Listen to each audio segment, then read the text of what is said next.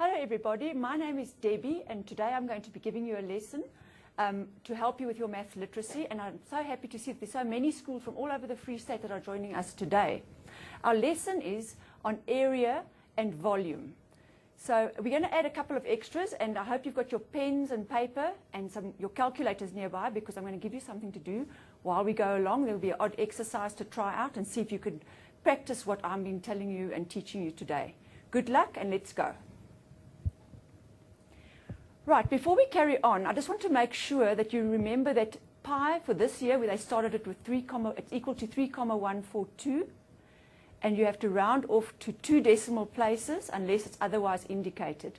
Remember, maths literacy uses maths and everyday knowledge to solve problems. So you must think of it in the reality of the situation as well when rounding off, but we always round off to 2 decimal places, and then you must use your common sense as well.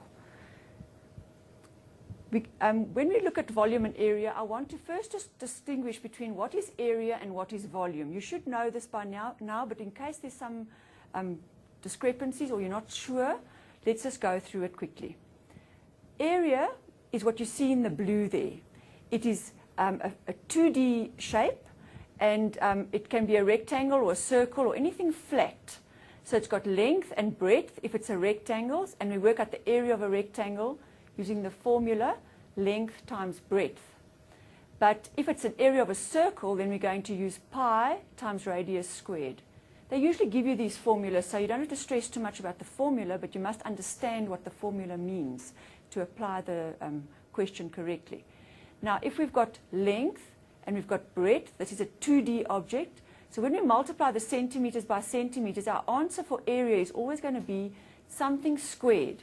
In this case, it's going to be centimeters squared, but we can also have meters squared or millimeters squared. If we look at volume, volume has got length, it's got breadth, but now it's also got height. If this was a swimming pool, it would have depth, but it's still 3 measurements: length times breadth times height in this case, because it's a rectangular prism. And because it's centimeters times centimeters times centimeters, our answers, the units will always be centimeters cubed for volume. If it was meters by meters times meters, we would have meters cubed or millimeters cubed, always something cubed. Another way of looking at volume is that it's the area of the base times height. Because it's a 3D object, it's got an area which is a base. In this case, we've got a cylinder over here, and it's a circle. So the circle, it looks like an oval, but it's actually a circle because it's just the way the picture is drawn.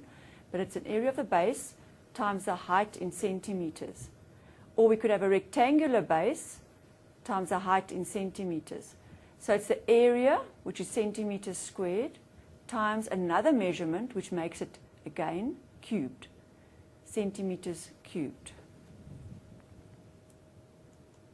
Sometimes in a question, you have the word capacity coming up. And they say, calculate the capacity of the swimming pool or a container. Now, you need volume to work out capacity, but let's have a look here.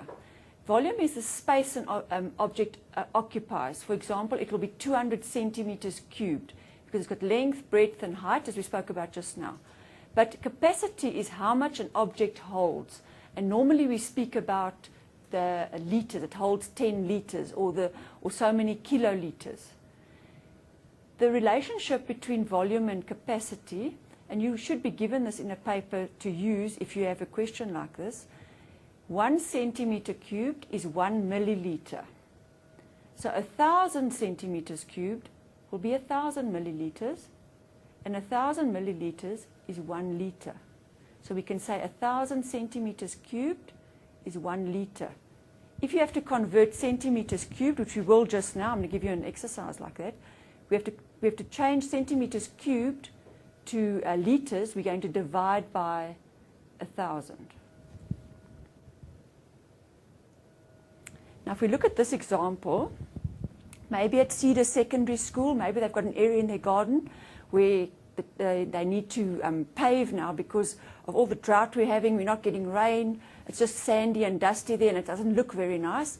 And the people that decide what gets done with the school grounds have decided to pave it.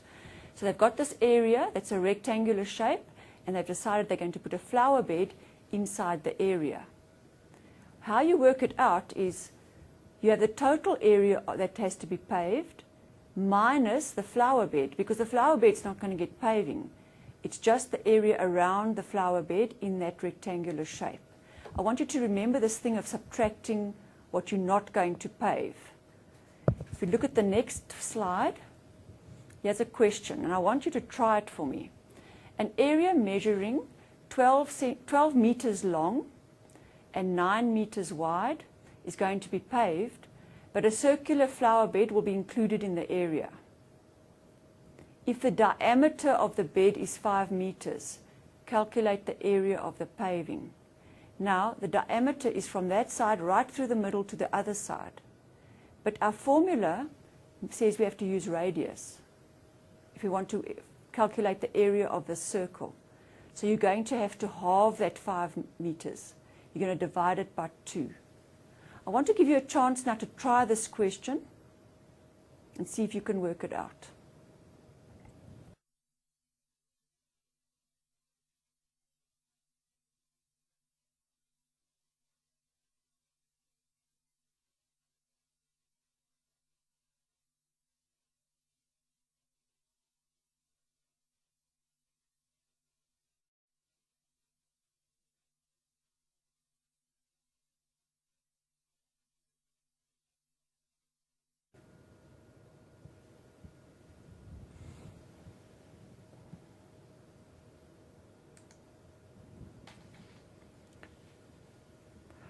Right, let's have a look. Our questions, we wanted to work out the area of the rectangle.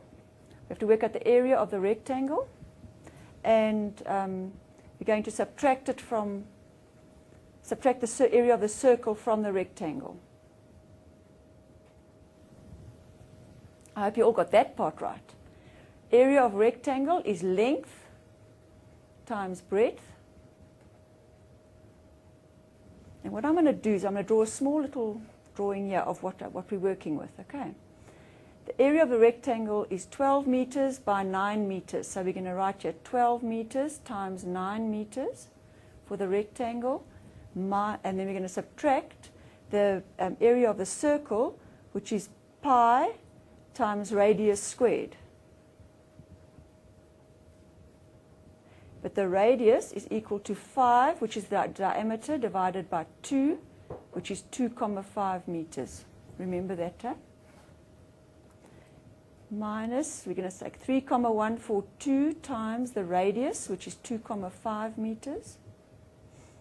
And we're going to square it. 12 times 9 is 108, and because it's meters times meters, it's going to be meters squared, minus. Now, what I suggest you always do, because some people get this very confused, if you struggle with this part, yeah, and your calculator's giving you hassles, rather work out 2,5 times 2,5 and get that answer first, because sometimes you even get marks just for that part, for getting that answer right.